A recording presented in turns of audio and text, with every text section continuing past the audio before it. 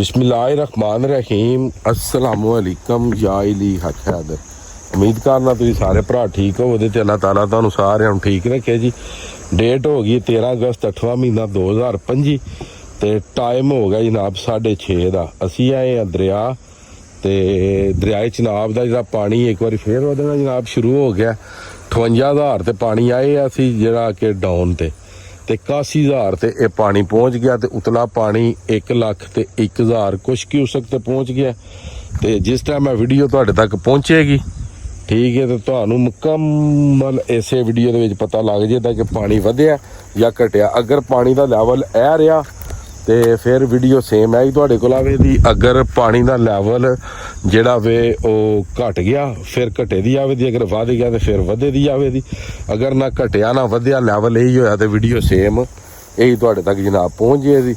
तो मजीद अगे वीडियो सारी वेखियो तो जिन्ने भी भरा दरियावां शरियावां ते रहिंदे हो वो जनाब मेहरबानी करियो अपनी हिफाजत जनाब करियो ताकि पानी का कोई पता नहीं किसी टाइम ही वध सकता है जनाब।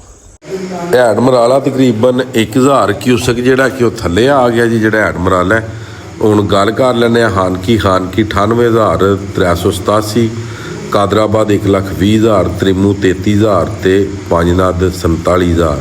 ये आउटसाइड का इहदा पानी है। हानकी 91,000 डिस्चार्ज, कादराबाद 1,03,000 डिस्चार्ज ते त्रिमू जिहड़ा 32,000 डिस्चार्ज ते जिहड़ा वे पंजनाद वो भी 32,000 डिस्चार्ज। ठीक है जी। उस तो बाद अगे गल कर लैने रावी तो रावी जस्टर के मुकाम ते 37,800 का डिस्चार्ज, शदरा ते 17,800 का डिस्चार्ज, बल्लो की 14,475 का डिस्चार्ज, सुलेमान की 6,832 का निकास है जी।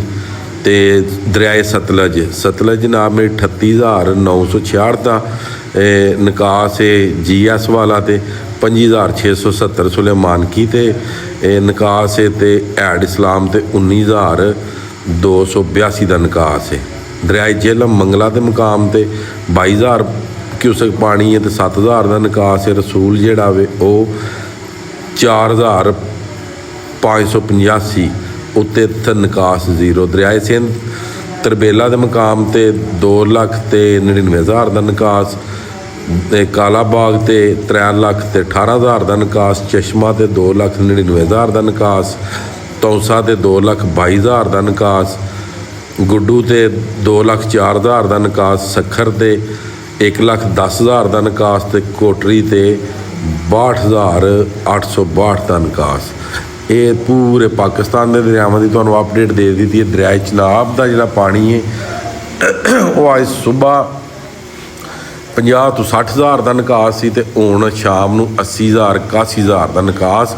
तो 1 लाख 1,000 1 लाख 2,000 उत्ते अप स्ट्रीम हैड मराला। जिस तरह कि तुसीं यह वीडियो हैड तो आई है, जिस तरह कि उत्ते बूटी छुट्टी तुसीं रुड़दे होया वेख सकदे हो। मजीद जिन्ने भी भरा दरियावां ते रहिंदे हो अपनी हिफाजत करो, अपनी भी बच्चों की, माल मवेशी की भी पानी का कोई पता नहीं।